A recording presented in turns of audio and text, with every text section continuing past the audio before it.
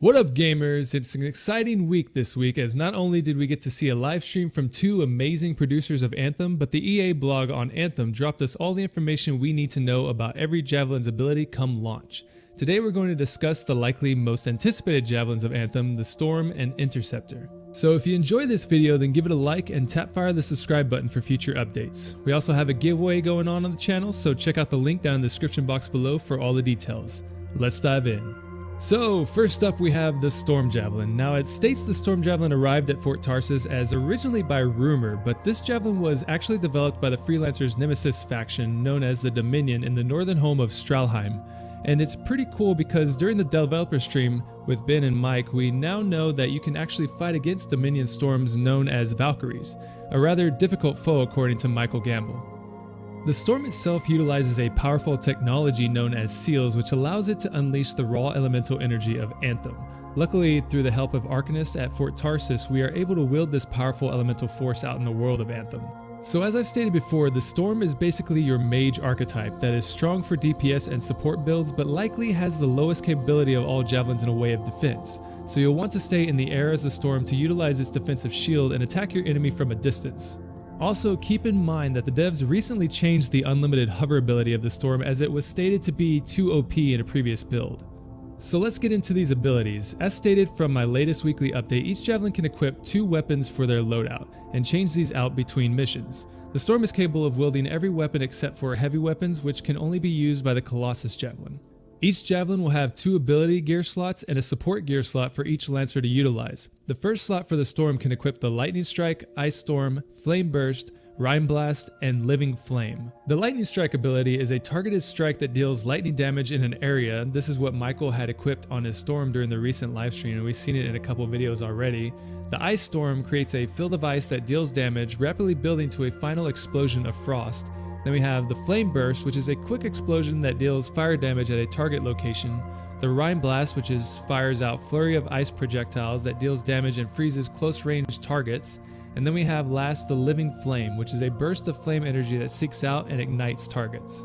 The second slot of the Storm will showcase the Hoarfrost Shards, Fireball, Ball Lightning, Glacial Beam, and Arc Burst. The Hoarfrost Shards are described as an ability where the Storm rapidly fires shards of ice that slowly freeze a target in place. Then you have a Fireball, which we've seen in the older cinematic trailer.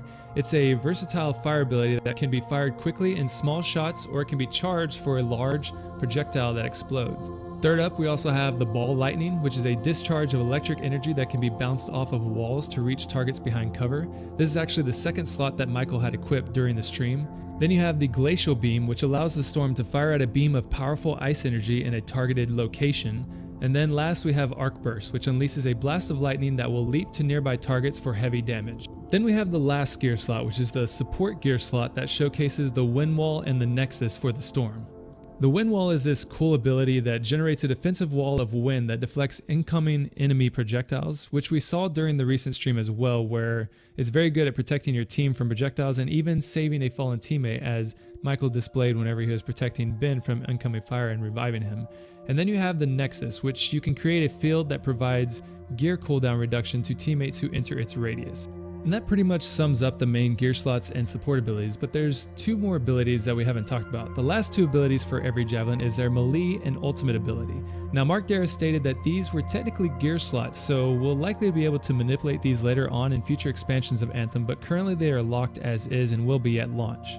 And as stated in my last weekly update, the Storm's melee ability is called the Fiery Strike. In the case that you were ever confronted by an enemy and had to get up close and personal, the Storm can dish out an explosive flash that damages the enemy plus knocks them back, allowing you to reposition to a safer distance and unleash elemental mayhem once again. And the last ability, which we can honestly say we can never get enough of, is the Storm's ultimate, titled the Elemental Storm. This ultimate allows Lancers to display the true strength of the Storm by manipulating the raw force of Anthem and emitting it through successive blasts of frost, electricity, and fire, and ending the attack with a meteoric finale.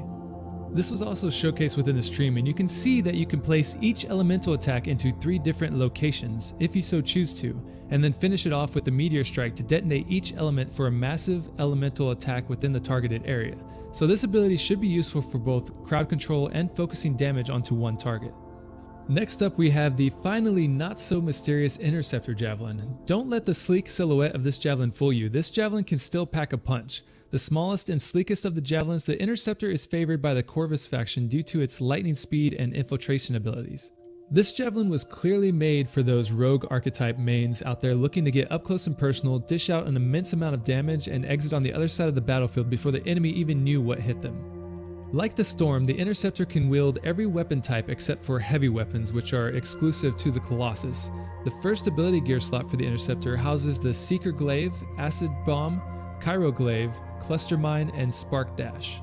So the first ability up is the Seeker Glaive, which throws out a razor-sharp projectile that seeks out the nearest target. Now on this next one, I'm not really sure if this is a typo or not, because Mark said that the Ranger was the only Javelin that was supposed to have a grenade. But this next ability is called the Acid Bomb, which is an ability where the Interceptor tosses a grenade, which explodes, splashing all nearby enemies with acid. This is what we saw on the Paris Games Week livestream for a few frames, so we now know that this is the gaseous bomb and what it looks like. The third ability in this gear slot is the Cairo Glaive, which launches out a projectile that locks onto a nearby target and freezes it on impact. Next you have the Cluster Mine, which throws out a group of mines onto a targeted area which explode on contact with the enemy. And last we have the Spark Dash, which is where the Interceptor dashes forward, leaving behind a trail of electricity that damages enemies within the area of effect. The second slot will allow you to install the strike systems of the Interceptor into your second gear slot, which includes the Star Strike, Plasma Star, Nova Strike, Tempest Strike, and Corrosive Spray. The Star Strike ability is an ability where you charge an enemy with energy that explodes after a delay, but if you destroy your target before the delay ends, you can actually do increased damage to the area, so this would be a good crowd control ability if you time it right. Next up is the Plasma Star, where the Interceptor tosses a plasma-empowered shuriken at a single target, effective at long range. So this ability is likely why the Interceptor is nicknamed the Space Ninja by the devs. Next up we have the Nova Strike, which sends out a projection of the Interceptor which will attack enemies it comes in contact with. Then we have the Tempest Strike, which is a devastating single target attack that can stun smaller enemies. And last, Corrosive Spray, which sprays out a jet of corrosive acid that damages all enemies hit. For support abilities, the Interceptor will utilize Target Beacon and Rally Cry. The Target Beacon marks a target for increased damage, which will switch to another enemy if the marked target is destroyed. This was a support gear slot that Ben actually had equipped during the stream and stated that you can debuff an enemy by about 25% with this ability. And then the second support ability is Rally Cry, which removes status effects from all nearby allies. So now it is confirmed that not only will status effects be applied to our enemies, but works the other way around as well. This would be useful in a crunch as status effects disable a Javelin's flight ability. Then we have the Interceptor's melee and ultimate abilities. We learned last week that the Interceptor's Javelin's melee ability will yield double-bladed daggers that deliver a multi-hit flurry of slashes that can deal damage in a chain of powerful attacks.